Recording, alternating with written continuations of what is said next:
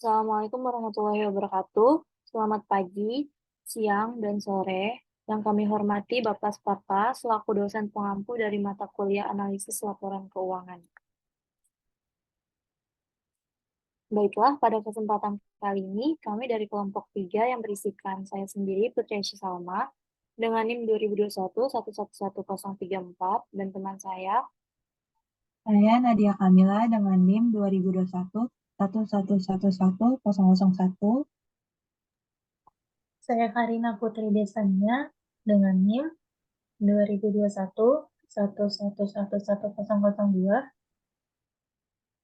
Dan saya Lavenia Permatasari dengan NIM 2021-111027.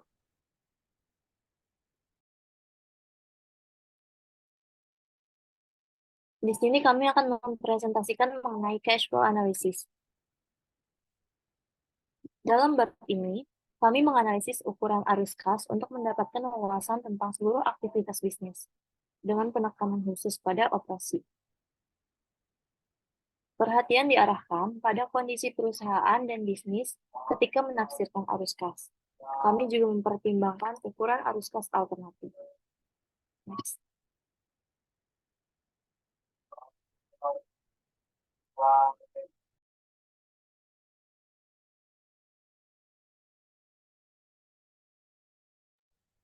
Kemudian di sini ada tujuan analisis. Yang pertama,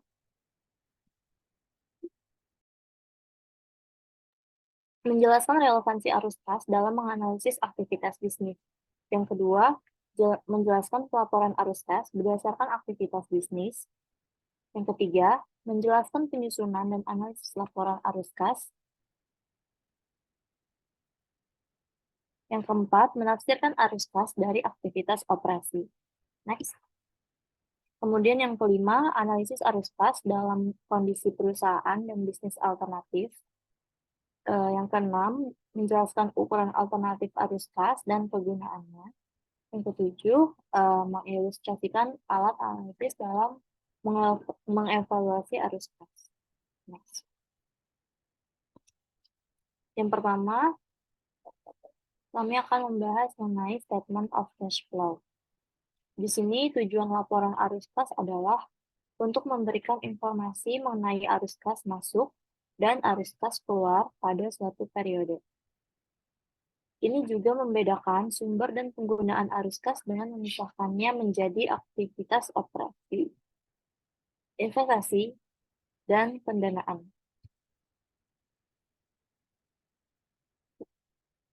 Bagian ini membahas hubungan arus kas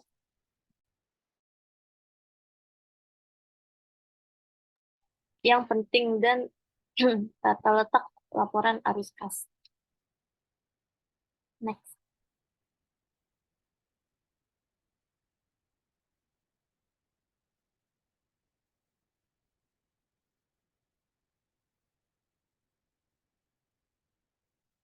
Ya. Kemudian ada relevance of cash. Sebelumnya, kami akan membahas mengenai uang tunai, di mana di sini uang tunai adalah aset paling liquid dan menawarkan likuiditas dan fleksibilitas bagi perusahaan. Ini adalah awal dan akhir dari siklus operasi perusahaan.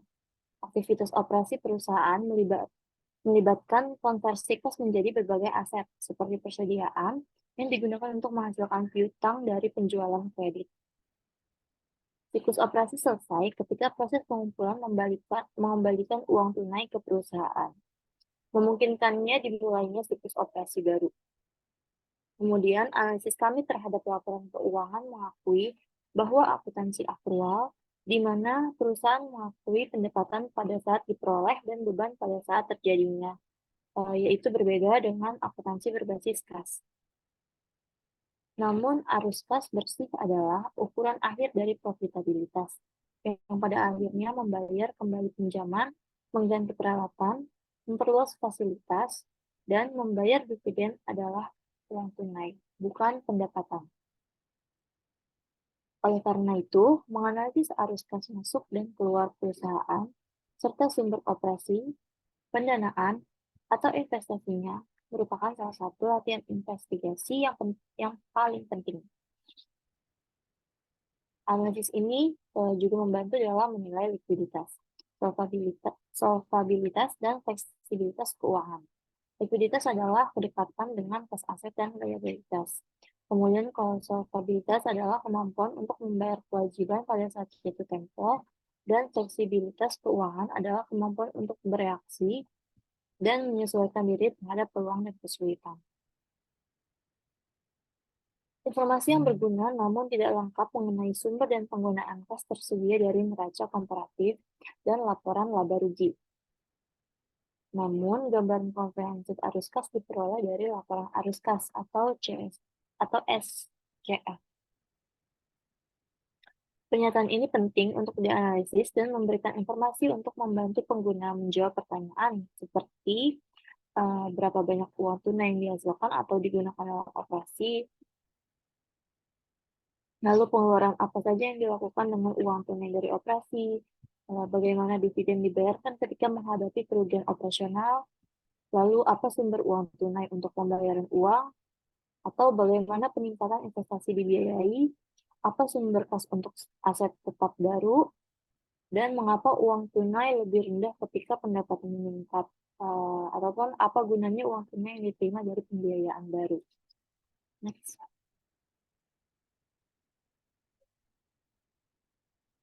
Kemudian di sini ada reporting by activity.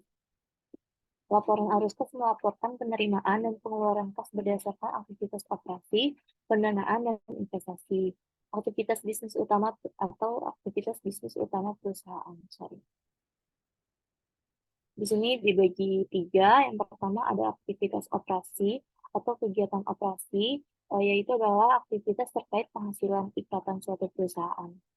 Di luar aktivitas pendapatan dan pengeluaran yang disajikan dalam laporan laba rugi, aktivitas tersebut mencakup arus masuk dan arus keluar bersih kas yang dihasilkan dari aktivitas operasi terkait seperti memberikan kredit kepada pelanggan, berinvestasi dalam persediaan, dan memperoleh kredit dari pemasok. Kemudian ada kegiatan investasi. Yang kedua ini adalah sarana untuk memperoleh dan melepaskan aset non-kas. Aktivitas tersebut melibatkan aset yang diharapkan dapat menghasilkan pendapatan bagi perusahaan, seperti membeli dan menjual APD serta investasi pada surat berharga. Kemudian yang ketiga ada kegiatan pendanaan, yaitu adalah sarana penyetoran, penarikan, dan pelayanan dana untuk menunjang kegiatan usaha. Ini termasuk meminjam dan membayar kembali dana dengan obligasi dan pinjaman lainnya. Next.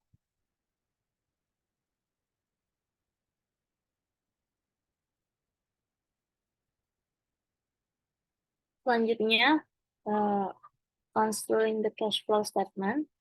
Di sini ada 2 metode yang dapat diterima untuk melaporkan arus kas dari operasi, yaitu metode tidak langsung dan metode langsung. Meskipun kedua metode diberikan atau memberikan hasil yang sama, namun formatnya berbeda. Dengan metode tidak langsung, laba bersih disesuaikan dengan pos pendapatan atau beban non-tunai dan aktual untuk menghasilkan arus kas dari operasi. Keuntungan dari metode ini adalah pengungkapan rekonsiliasi perbedaan antara laba bersih dan arus kas operasi. Hal ini dapat membantu beberapa pengguna dalam memprediksi arus kas dengan terlebih dahulu memprediksi pendapatan dan kemudian menyesuaikan pendapatan untuk lead dan lag antara pendapatan dan arus kas, yaitu menggunakan aktual non-kas. Kemudian, untuk metode tidak langsung paling umum digunakan dalam praktik dan kami menggunakannya pada awal untuk mengilustrasikan penyesuaian laporan arus kas. Perhitungan laporan arus kas menggunakan metode langsung diberikan selanjutnya untuk perbandingan. Metode ini menyesuaikan setiap item pendapatan dengan akrual terkait dan dapat dikatakan memberikan format yang lebih baik untuk menilai jumlah arus kas masuk atau arus kas keluar operasi. Format perhitungan kas bersih yang diperoleh dari aktivitas investasi dan pendanaan adalah sama untuk kedua metode.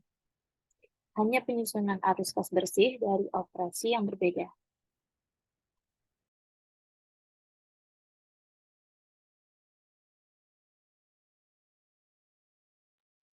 Selanjutnya yaitu special topics.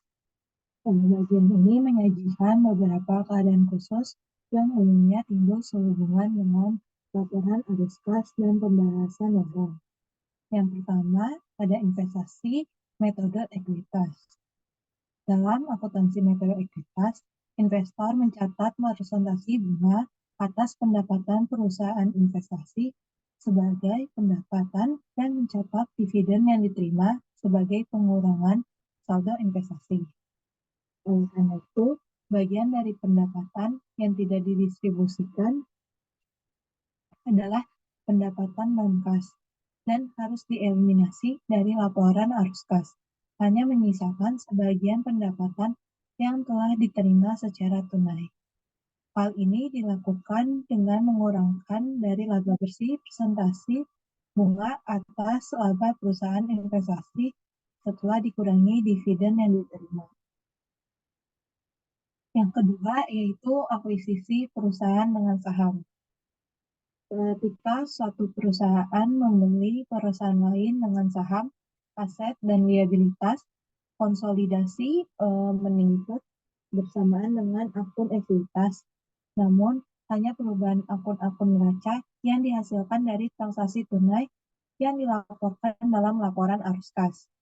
Akibatnya, penyesuaian neraca yang dilaporkan untuk menghitung arus kas operasi tidak sama dengan perubahan akun-akun neraca itu sendiri. Sebaliknya, perubahan non-kas dalam akun neraca dilaporkan dalam catatan atas laporan arus kas sebagai aktivitas investasi dan pendanaan non-kas, serupa dengan akuisisi truk oleh Gold Corporation yang dibiayai oleh produsen dalam contoh yang disajikan di atas.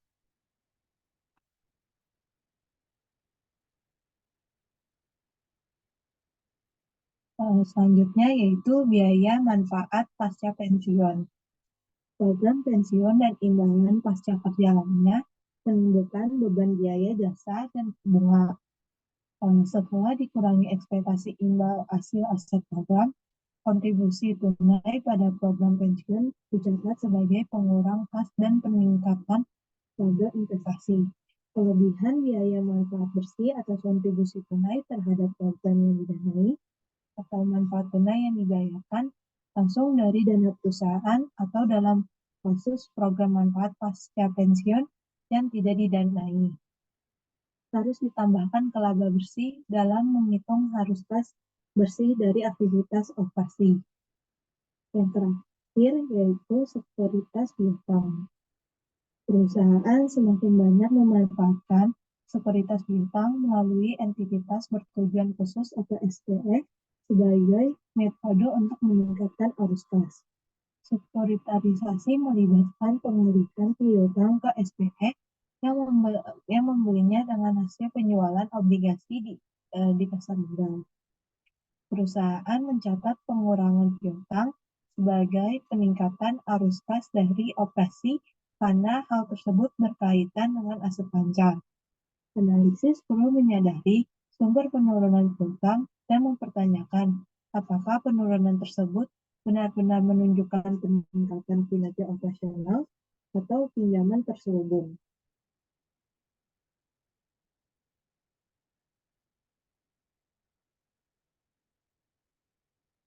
Selanjutnya ada direct method. Direct atau metode masuk keluar melaporkan penerimaan kas kotor dan pengeluaran kas terkait dengan operasi. Pada dasarnya, menyesuaikan setiap item laporan laba rugi dari basis aktual ke basis kas. Mayoritas responden akuntansi draft exposure sebelum persyaratan pelaporan arus kas saat ini, terutama kreditor, lebih memilih metode langsung. Metode langsung melaporkan jumlah total arus kas masuk dan keluar perusahaan dari aktivitas operasi.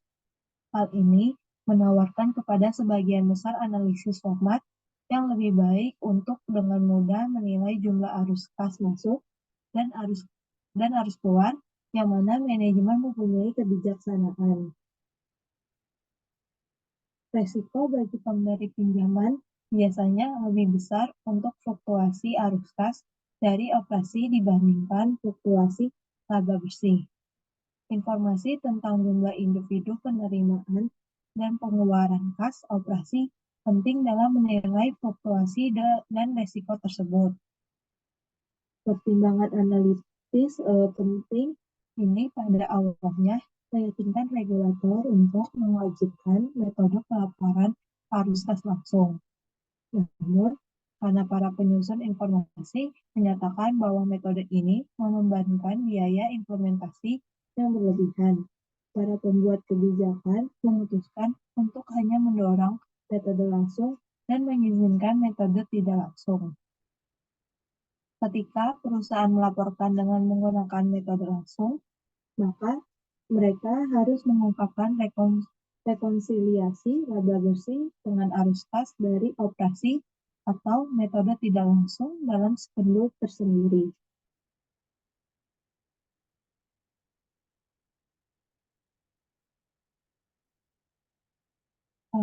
Selanjutnya ada konversi dari metode tidak langsung ke metode langsung.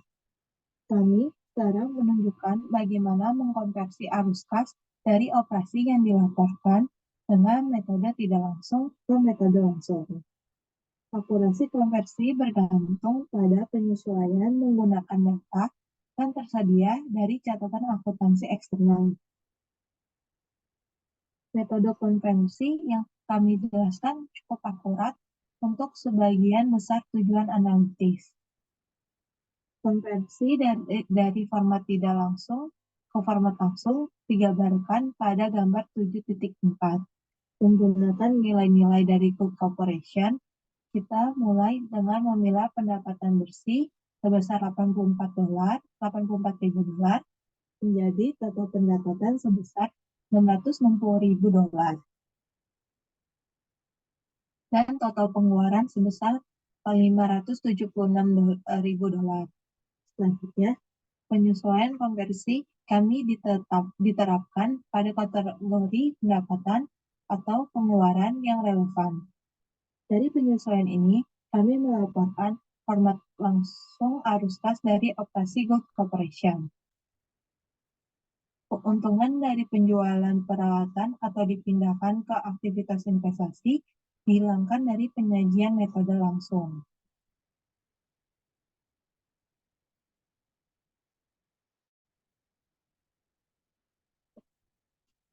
Selanjutnya yaitu analisis implication of cash flow. Informasi arus kas menghasilkan beberapa implikasi bagi analisis keuangan kami. Kami membahas implikasi yang lebih signifikan di bagian ini.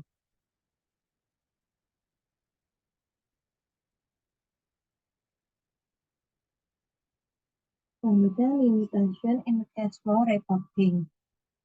Berikut adalah beberapa keterbatasan pelaporan arus kas saat ini. Yang pertama, praktiknya tidak memerlukan pengungkapan terpisah atas arus kas yang berkaitan dengan pos luar biasa atau operasi yang dihentikan. Yang kedua, bunga dan dividen yang diterima serta bunga yang dibayarkan diklasifikasikan sebagai arus kas operasi. Banyak pengguna menganggap bunga yang dibayarkan sebagai arus keluar pendanaan dan bunga serta dividen yang diterima sebagai arus kas masuk dari aktivitas investasi. Yang ketiga, pajak penghasilan diklasifikasikan sebagai arus kas operasi. Klasifikasi ini dapat mendistorsi analisis ketiga aktivitas individual. Jika manfaat atau biaya pajak yang signifikan didistribusikan kepada aktivitas tersebut secara tidak proporsional. Yang keempat, penghapusan keuntungan atau kerugian sebelum pajak atau bukan setelah pajak atas penjualan tanaman atau investasi yang dilakukan oleh perusahaan. Yang kelima, penghapusan keuntungan atau kerugian sebelum pajak atau bukan setelah pajak atas penjualan tanaman atau investasi yang dilakukan oleh perusahaan. Yang keenam, penghapusan keuntungan atau kerugian sebelum pajak atas penjualan tanaman atau investasi Dari aktivitas operasi mendistorsi analisis kami terhadap aktivitas operasi dan investasi. Hal ini karena pajak terkait mereka bukan dihapuskan, namun tersisa dalam total beban pajak di antara aktivitas operasi.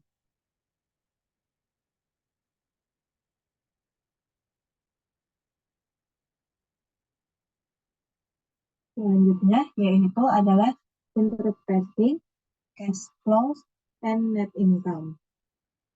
Analisis kami terhadap book operation berfokus pada dua laporan keuangan utama yang diarahkan pada aktivitas operasi, yaitu laporan arus kas dan laporan laba rugi. Terlepas dari upaya terbaik para praktisi untuk menjelaskan keanggunan gabungan dari kedua laporan operasi, tidak semua pengguna memahami syarat informasi ganda, yaitu arus kas dan laba bersih aktual.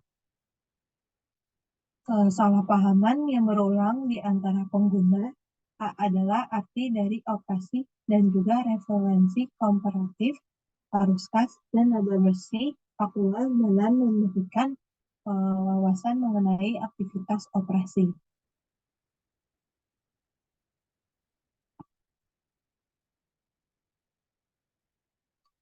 Selanjutnya, analisis of cash flows.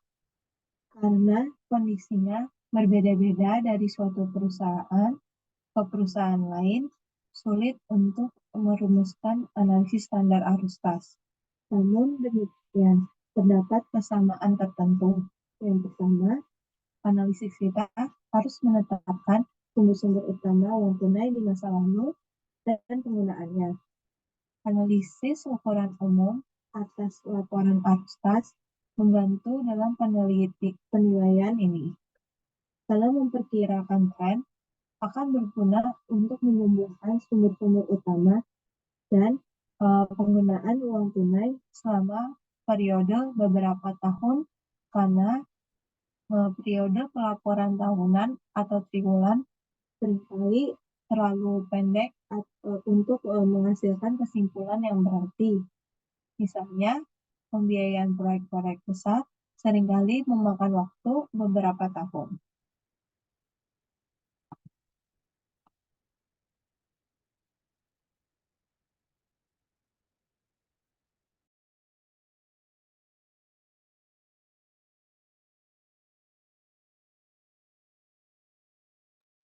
Selanjutnya, ada case analysis of cash flow of Campbell Soup.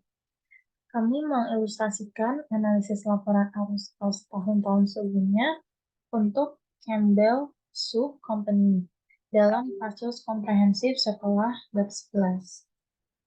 Analisis kami mencakup periode 6 tahun yang berakhir pada tanggal 28 Juli tahun 11. Analisis kami terhadap pernyataan-pernyataan ini mengungkapkan beberapa hal alasan. Selama periode 6 tahun ini, sumber utama kas adalah operasi sebesar 3,010 juta dolar, utang jangka panjang sebesar 854 juta dolar, dan utang jangka pendek sebesar 737 juta dolar. Penggunaan utamanya adalah pembelian tanaman setelah dikurangi penjualan, sebesar 1,640 juta dolar. Akuisisi bisnis setelah dikurangi penjualan sebesar 780 juta dolar. Dan dividen tunai sebesar 649 juta dolar. Selama periode 6 tahun ini, kas dan setara kas meningkat sebesar 24 juta dolar. Sumber kas dari operasi sebagai persentase dari total sumber rata-rata sebesar 55,7%, dengan angka terendah sebesar 31,3% pada tahun ke-9. Tahun ke-11 adalah tahun yang paling menyenangkan dari 6 tahun, mencerminkan pemulihan setelah 2 tahun kinerja buruk dan kegiatan restrukturisasi. Untuk periode 6 tahun ini, kas dari operasi mencakup kas bersih yang digunakan untuk aktivitas investasi dan hampir seluruh dividen yang dibayarkan. Arus kas sebagian terlindungi dari penurunan tajam laba pada tahun 9 dan 10 karena biaya restrukturisasi sebesar 680 juta dolar tidak melibatkan pengeluaran kas.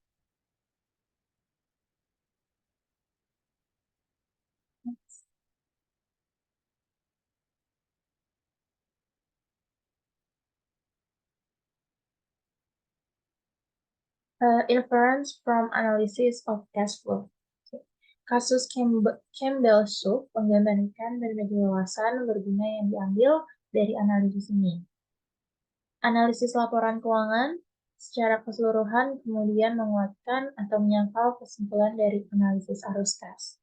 Ada generalisasi berguna yang dapat kita buat mengenai kesimpulan potensial dari analisis laporan arus kas. Yang pertama, analisis kami terhadap laporan arus kas memungkinkan kami menilai kualitas keputusan manajemen dari waktu ke waktu dan dampaknya terhadap hasil operasi dan posisi keuangan perusahaan.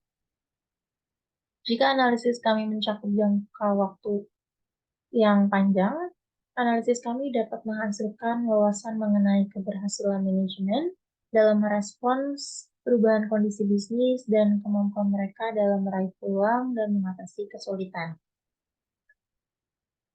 Kesimpulan dari analisis arus kas kami mencakup di mana manajemen menyerahkan sumber dayanya, di mana manajemen mengurangi investasi, dari mana kas tambahan diperoleh, dan di mana klaim terhadap perusahaan dikurangi. Kesimpulan juga berkaitan dengan disposisi pendapatan dan investasi arus kas diskresioner. Analisis juga memungkinkan kita menyimpulkan ukuran, komposisi, pola, dan stabilitas arus kas operasi. Kami sebelumnya telah menjelaskan pola arus kas melalui suatu perusahaan.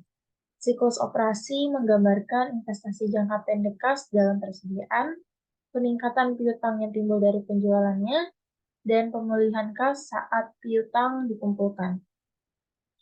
Investasi pada aset operasional jangka panjang seperti APD mengikuti siklus yang lebih panjang. Pada akhirnya, semua penggunaan uang tunai yang produktif berdampak pada proses penjualan dan diubah menjadi piutang atau uang tunai. Operasi yang menguntungkan menghasilkan pengembalian kas melebihi jumlah yang diinvestasikan dan, akibatnya, meningkatkan arus kas masuk. Kerugian menghasilkan efek sebaliknya. Kita harus memeriksa komponen arus kas operasi. Komponen seringkali menyimpan petunjuk penting tentang stabilitas sumber kas. Misalnya, peningkatan arus kas operasi yang dihasilkan dari sekuritisasi piutang atau pengurangan persediaan biasanya bukan merupakan sumber kas yang dapat diandalkan. Sebab, arus kas masuk dari penurunan piutang yang terus berlanjut terbatas. Demikian pula, meskipun kelebihan persediaan dapat dikurangi tanpa dampak yang merugikan, pada titik tertentu pengurangan persediaan berdampak buruk pada penjualan. Dan uang tunai harus dikeluarkan untuk mengisi kembali persediaan. Peningkatan arus kas operasi yang timbul dari peningkatan kewajiban lancar biasanya juga bukan merupakan sumber arus kas masuk yang berkelanjutan.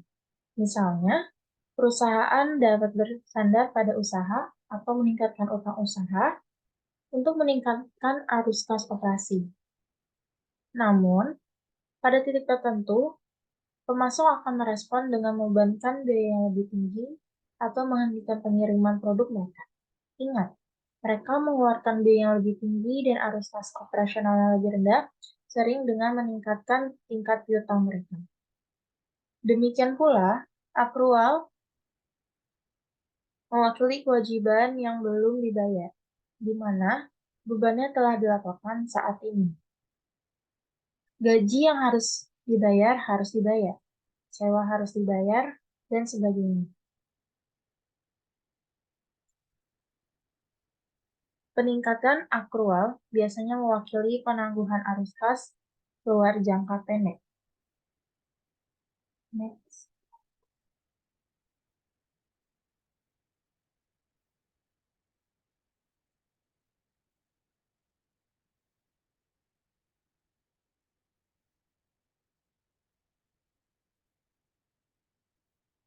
Selanjutnya, terdapat alternatif cash flow measures.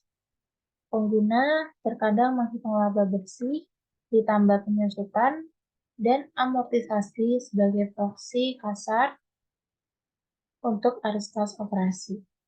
Salah satu varian dari ukuran ini adalah EBITDA, laporan sebelum bunga, pajak, depresiasi, dan amortisasi yang populer. Tindakan ini mempunyai beberapa permasalahan. Yang pertama, penambahan kembali penyusutan terkadang diartikan bahwa biaya tersebut tidak sah. Itu tidak benar. Penggunaan aset jangka panjang yang dapat disusutkan merupakan pengeluaran nyata yang tidak boleh diabaikan. Yang kedua, beberapa orang menafsirkan penambahan penyusutan untuk menunjukkan bahwa kas telah disediakan untuk pengisian kembali aset jangka panjang. Itu juga tidak benar. Penambahan kembali beban penyusutan tidak menghasilkan uang tunai. Ini hanya menghilangkan biaya non-tunai dari laba bersih. Seperti dibahas sebelumnya, kas diperoleh melalui aktivitas operasi dan pendanaan, bukan melalui penyusutan. Lalu, yang ketiga itu terdapat laba bersih ditambah penyusutan, mengabaikan perubahan akun modal kerja yang merupakan sisa arus kas bersih dari aktivitas operasi. Namun, perubahan arus modal kerja seringkali mencakup sebagian besar arus kas dari aktivitas operasi. Pemeriksaan komponen modal kerja memberikan wawasan mengenai persistensi arus kas operasi seperti yang telah dibahas pada bagian sebelumnya. Penyederhanaan arus kas operasi yang berlebihan dengan menggunakan laba bersih ditambah penyusutan EBITDA atau sejenisnya. Salah menafsirkan sifat beban penyusutan dan mengabaikan informasi berharga yang terungkap melalui pemeriksaan perubahan akun modal kerja.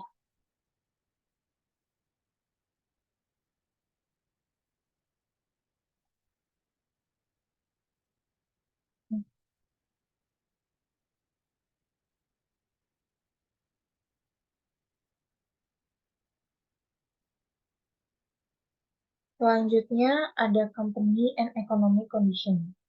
Neraca menggambarkan aset perusahaan pada suatu waktu dan cara pendanaan aset tersebut. Laporan laba rugi menggambarkan hasil operasi selama periode waktu tertentu.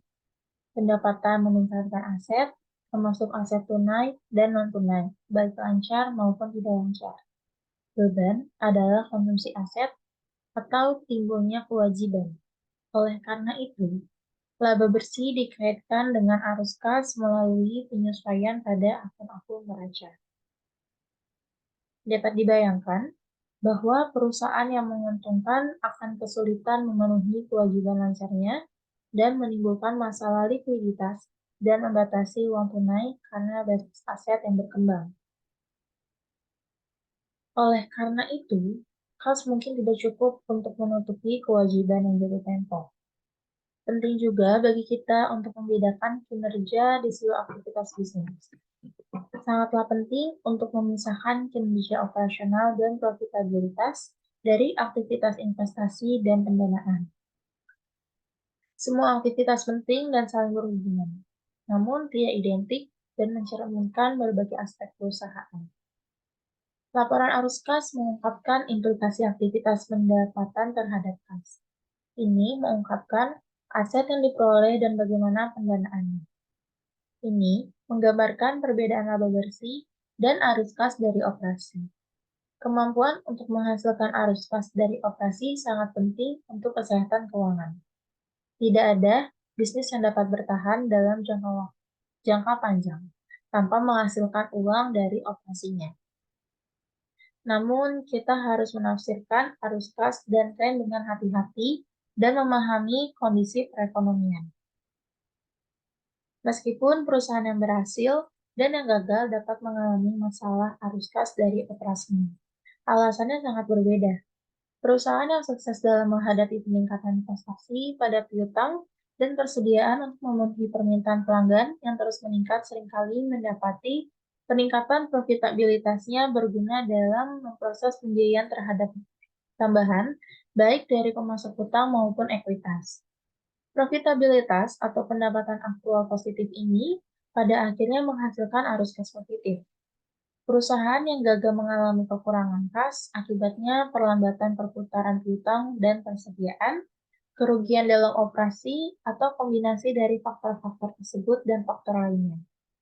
Perusahaan yang gagal dapat meningkatkan arus kas dengan mengurangi piutang dan persediaannya. Namun, biasanya hal ini dilakukan dengan mengorbankan layanan kepada pelanggan, sehingga semakin menekan laba. Kita juga harus menafsirkan perubahan item modal kerja operasional dengan mempertimbangkan keadaan ekonomi. Peningkatan piutang dapat berarti meningkatkan permintaan konsumen terhadap suatu produk, atau dapat menandakan kegelisahan untuk menagih jumlah yang harus dibayar pada waktu yang tepat. Demikian pula, peningkatan persediaan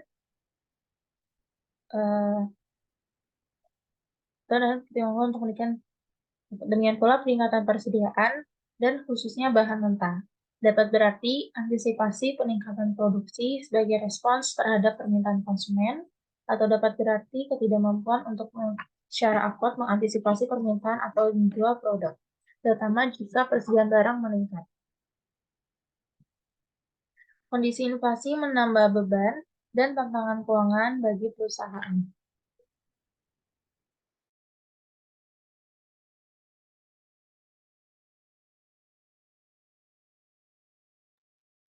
Tantangan yang lebih signifikan mencakup penggantian aset tetap, peningkatan investasi dalam persediaan dan piutang, dan menerapkan kebijakan dividen berdasarkan laba yang tidak memperhitungkan biaya sumber daya saat ini yang digunakan dalam operasi. Meskipun keputusan manajerial tidak selalu didasarkan pada laporan keuangan, kita tidak dapat mengabaikan pentingnya dan implikasinya. Kami melibatkan laporan arus kas untuk mendapatkan informasi mengenai dampaknya. Dalam dolar saat ini terhadap cara manajemen mengatasi kondisi inflasi. Hal ini menghasilkan fokus pada arus kas dari operasi setelah belanja modal dan dividen. Next.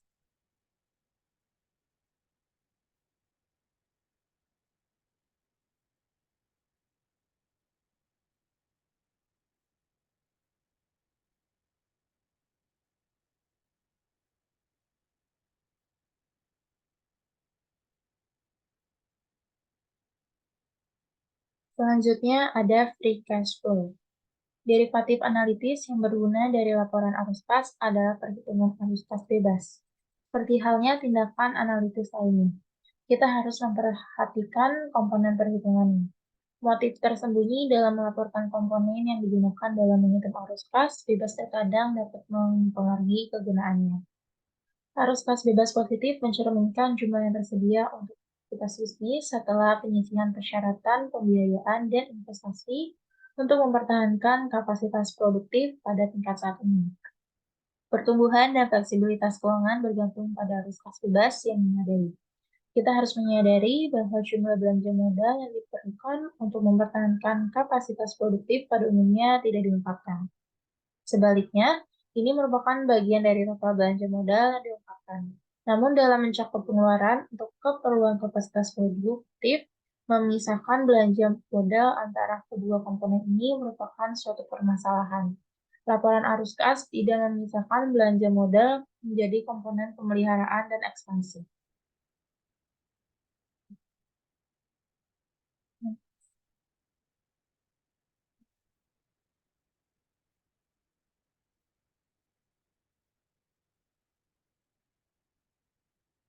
Cash flow as validators. Laporan arus kas berguna untuk memprediksi hasil operasi berdasarkan kapasitas produktif yang diperoleh dan direncanakan.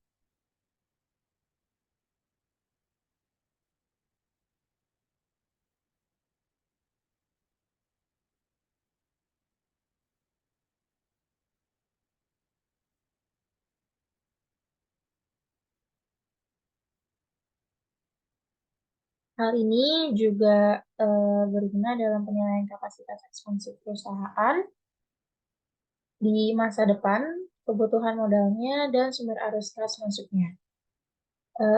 Laporan Arus kas merupakan jembatan penting antara laporan laba rugi dan neraca. Ini merupakan arus kas masuk dan keluar perusahaan.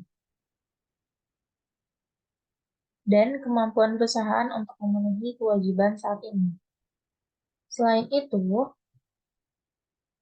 laporan arus kas memberi kita petunjuk penting tentang yang pertama itu ada kelayakan pembiayaan belanja modal, sumber kas dalam pembiayaan ekspansi, yang ketiga ada ketergantungan pada pendanaan eksternal atau kewajiban versus ekuitas, yang keempat ada kebijakan dividen di masa depan, kelima kemampuan dalam memenuhi persyaratan pembayaran utang, keenam fleksibilitas finansial terhadap kebutuhan dan peluang yang tidak terduga, yang ketujuh, praktik manajemen keuangan. Yang terakhir, yaitu kualitas pendapatan. Laporan arus kas berguna dalam mengidentifikasi hasil atau ekspektasi operasi yang menyesatkan atau salah. Namun demikian, seperti laporan lainnya, laporan arus kas merupakan sumber yang andal dan kredibel mengenai tindakan dan niat perusahaan, lebih dari sekedar prediksi dan siaran pers manajemen. Kita harus berhati-hati dalam memeriksa hubungan antara item dan laporan arus kas. Transaksi tertentu saling berkaitan, misalnya pembelian aset dengan menerbitkan utang. Namun, analisis kita harus berhati-hati untuk tidak menyimpulkan hubungan antar item yang sebenarnya tidak ada. Perubahan kas, baik positif maupun negatif, tidak dapat dinilai hanya dari laporan arus kas. Ini harus dianalisis dalam kaitannya dengan variabel lain dalam struktur keuangan dari hasil operasi perusahaan. Misalnya, peningkatan kas dapat timbul dari pengorbanan kekuatan pendapatan masa depan perusahaan dengan menjual aset berharga atau mengambil utang dengan biaya tinggi atau persyaratan yang tidak menguntungkan. Hubungan antara item laporan keuangan dan implikasinya penting untuk handalan analisis kami.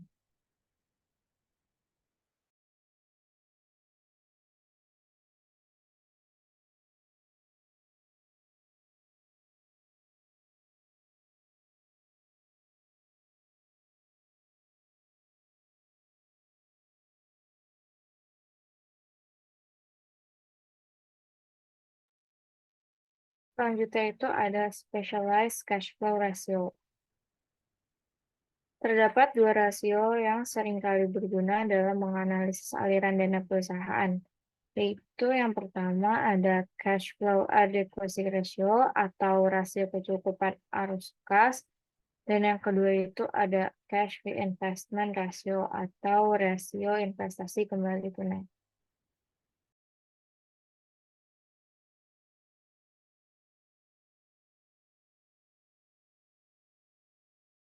Selanjutnya kita bahas mengenai cash flow adequacy ratio atau rasio kecukupan arus kas. Rasio kecukupan arus kas adalah ukuran kemampuan perusahaan untuk menghasilkan kas yang cukup dari operasi untuk menutupi belanja modal, investasi pada persediaan, dan dividen tunai. Rasio kecukupan arus kas sebesar 1 atau lebih besar merupakan indikasi bahwa perusahaan menghasilkan cukup uang untuk menutupi pengeluarannya.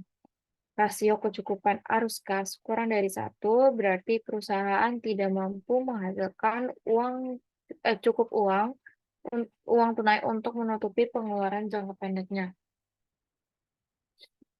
Untuk menghilangkan pengaruh siklus dan pengaruh acak lainnya, total 3 tahun biasanya digunakan dalam menghitung rasio ini. Rasio kecukupan arus kas dihitung sebagai berikut. Jumlah uang tunai 3 tahun dari operasi dibagi dengan jumlah belanja modal 3 tahun, lalu penambahan inventaris, dan dividen tunai. Investasi pada item modal kerja penting lainnya seperti piutang dihilangkan karena sebagian besar dibiayai oleh kredit jangka pendek seperti pertumbuhan utang usaha. Oleh karena itu, hanya penambahan persediaan saja yang dimasukkan. Perhatikan bahwa pada tahun-tahun di mana persediaan menurun, perubahan ke bawah tersebut diperlakukan sebagai perubahan nol dalam menghitung rasio. Rasio kecukupan arus kas juga mencerminkan dampak inflasi terhadap kebutuhan pendanaan suatu perusahaan. Seperti analisis lainnya, kesimpulan yang diambil dari rasio ini harus didukung dengan analisis dan penyelidikan lebih lanjut. Rasio kecukupan arus kas dapat ditingkatkan dengan meningkatkan penjualan perusahaan atau menurunkan pengeluarannya. Peningkatan penjualan akan meningkatkan arus kas dari operasi dan penurunan biaya juga akan meningkatkan rasio.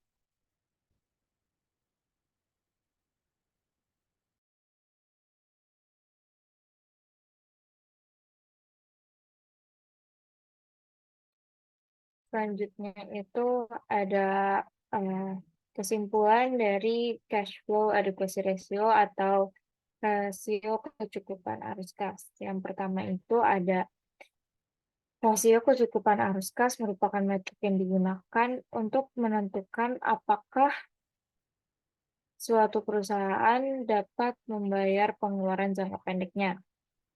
Lalu yang kedua, cash flow adequacy ratio digunakan oleh investor dan pemberi pinjaman untuk memeriksa apakah suatu perusahaan kemungkinan besar akan menghasilkan lebih banyak keuntungan di masa depan atau tidak.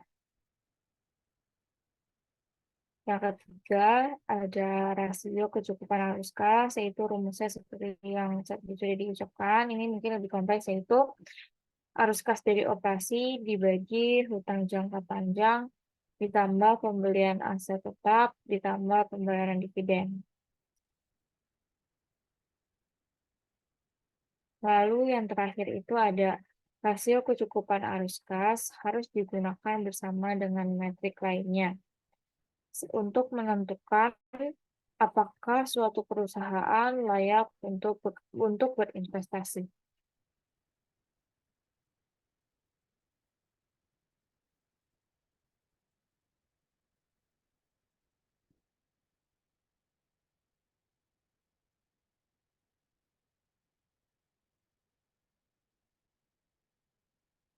Pembahasan selanjutnya yaitu ada cash reinvestment ratio. Ini merupakan rasio investasi kembali tunai, yaitu merupakan ukuran persentase investasi dalam aset yang mewakili kas operasi yang ditahan dan diinvestasikan kembali di perusahaan untuk menggantikan aset dan pertumbuhan operasi. Ketika lebih banyak uang tunai dimasukkan ke dalam bisnis, hal ini dapat menunjukkan bahwa perusahaan mengharapkan pertumbuhan yang signifikan dalam operasinya. Hal ini biasanya terjadi pada perusahaan muda. Di sisi lain, reinvestasi kas yang rendah merupakan tanda kedewasaan. Stabilitas dalam perusahaan yang tidak mengharapkan pertumbuhan atau ekspansi yang cepat, dan hal ini selalu umum terjadi pada perusahaan besar dan mapan. Lalu rasio reinvestasi kas yang tinggi atau meningkat secara konsisten diinginkan karena ini berarti bahwa bisnis tersebut memiliki potensi yang belum tereksploitasi dan berkomitmen terhadap pertumbuhan di masa depan. Untuk mendapatkan gambaran yang lebih realistis lagi tentang kinerja perusahaan, rasio reinvestasi tunai dapat dibandingkan dengan kelompok sejenis di industri yang sama. Rasio ini dapat dihitung sebagai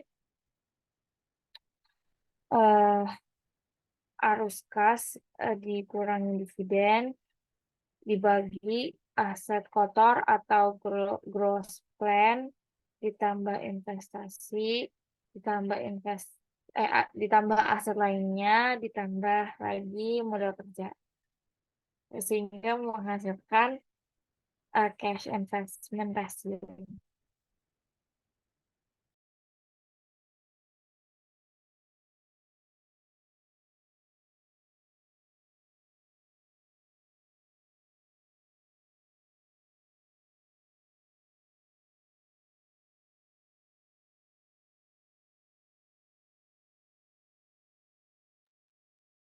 Lalu ada analisis rasio reinvestasi kas atau cash reinvestment ratio analysis. Rasio investasi kas mengukur persentase arus kas tahunan perusahaan yang diinvestasikan kembali ke dalam bisnis. Investor mempelajari rasio ini dengan cermat untuk mengetahui apakah terdapat fluktuasi pada tingkat reinvestasi atau reinvestment. Hal ini dapat memungkinkan mereka memahami strategi yang digunakan perusahaan saat ini untuk mempertahankan tujuan jangka panjangnya. Secara umum, rasio yang tinggi terlihat menarik bagi investor karena hal ini menyiratkan bahwa perusahaan memiliki potensi pertumbuhan dan perluasan operasi yang signifikan di tahun-tahun mendatang. Sedangkan jika rasionya yang rendah yang biasa ditemukan pada perusahaan-perusahaan yang sudah mapan, menandakan stabilitas dalam operasinya sehingga mereka memiliki semua yang diperlukan untuk mengalihkan perhatian investornya, sehingga uang tunai untuk memberi mereka penghasilan. Di samping itu, rasio yang tinggi mungkin juga berarti dana dikelola dengan buruk. Misalnya, sebuah perusahaan dapat menghabiskan hampir seluruh kasnya untuk meningkatkan aset tetap dan modal kerja. Namun, jika manajemen memperbarui mesin dengan benar atau menegosiasikan ulang kontrak pemasok, mereka akan mampu menurunkan angka tersebut. Selain itu, rasio yang tinggi mungkin disebabkan oleh investasi yang berlebihan pada aset tetap dan modal kerja. Ini tidak menghasilkan pendapatan bagi perusahaan. Kenapa? Karena uang tunai yang diinvestasikan kembali bertindak sebagai investasi baru. Kemungkinan besar perusahaan ini tidak dapat memperoleh pendapatan dari suatu tempat.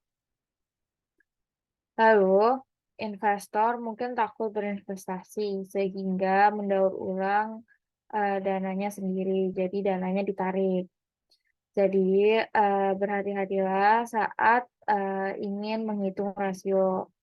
Periksa laporan keuangan perusahaan sebelum mengambil keputusan investasi apapun. Ini akan memberi lebih banyak informasi tentang kebenaran keuangan dan tujuan jangka panjang perusahaan yang akan melakukan reinvestasi kas atau reinvestasi tunai.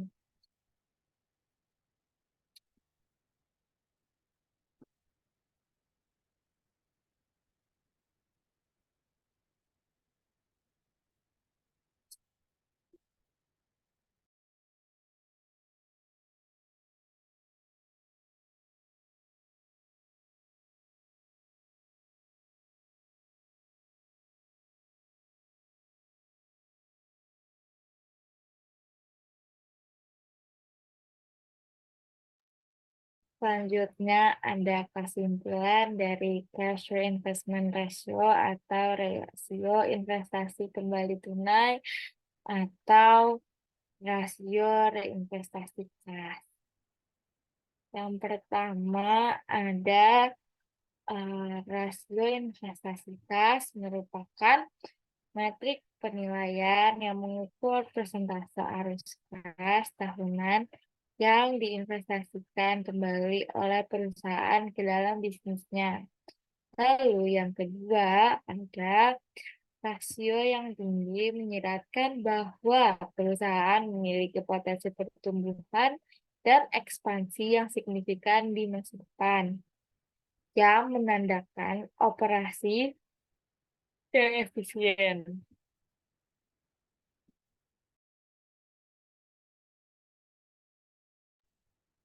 Lalu yang ketiga ada rasio yang rendah menunjukkan bahwa perusahaan stabil dalam aktivitasnya dan mungkin telah tumbuh mencapai kapasitas penuhnya. Jadi rasio ini bila tinggi berpengaruh dan bila rendah juga berpengaruh.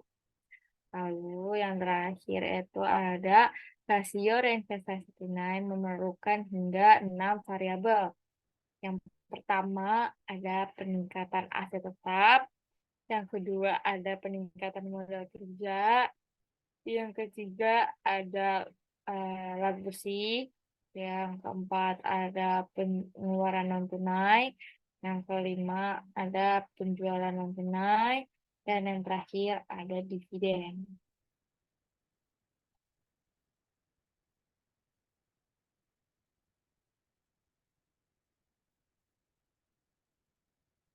Jadi cara menganalisis cash flow itu dilansir dari NetSuite ada 5 langkah yang harus diperhatikan untuk menganalisisnya. Yang pertama itu untuk bertujuan untuk membuat arus kas positif. Perusahaan dengan keuangan yang lancar menandakan pendapatan operasionalnya memiliki pendapatan yang lebih besar dari pendapatan bersih. Dengan pendapatan dan keuntungan yang besar, dapat mempertahankan operasi perusahaan untuk tetap berlanjut. Lalu yang kedua itu ada berhati-hati dengan arus kas positif. Tidak semua arus kas positif itu menunjukkan atau menandakan arus kas yang baik, tetapi kita juga harus memeriksa lagi apakah semua pendapatan dan keuntungan tersebut juga sudah digunakan untuk membayar hutang piutang. Karena hutang piutang dan pajak wajib dibayarkan agar keuangan bisa tetap stabil. Lalu yang ketiga ada analisis arus kas negatif. Tadi kita membahas tentang yang positif, sekarang kita membahas yang tentang yang negatifnya. Kita juga harus menganalisis setiap pengeluaran yang dibayarkan oleh perusahaan. Dan arus kas negatif juga sebenarnya bukan hal yang buruk jika dana yang dikeluarkan memang diperlukan untuk kebutuhan operasional yang mendesak. Selanjutnya itu kita ada menghitung free cash flow seperti yang tadi sudah dijelaskan tentang free cash flow. Nah, sebelum kita menganalisis cash flow, kita juga harus menghitung free cash flow. Hal ini untuk mengetahui apa yang tersisa dari pengeluaran operasional dan juga pengeluaran modal yang nantinya bisa digunakan untuk membeli saham atau mengakuisisi perusahaan yang lain. Selanjutnya yang kelima ada dengan adanya membangun kepercayaan dari margin arus kas aktivitas operasi. Dengan adanya rasio margin dari arus kas aktivitas operasi juga sebagai bentuk persentase dari pendapatan dan keuntungan transaksi pada periode tertentu. Margin positif juga dapat menunjukkan efisiensi dan kualitas pendapatan. Dengan menganalisis arus kas secara teratur, kita dapat membuat keputusan yang lebih baik tentang investasi, ketersediaan modal, perencanaan pajak, dan masih banyak lagi. Dengan demikian, penting untuk kita memahami lebih dalam tentang arus kas dan bagaimana menganalisisnya dengan benar, sehingga kita dapat mengambil keputusan yang tepat untuk keuntungan bisnis masing-masing.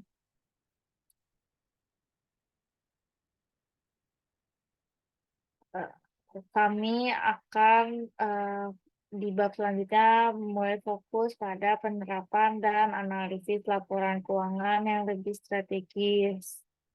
Kami akan menganalisis laba atas investasi, pemanfaatan aset, dan ukuran kinerja lainnya yang relevan bagi sebagian besar pengguna laporan keuangan.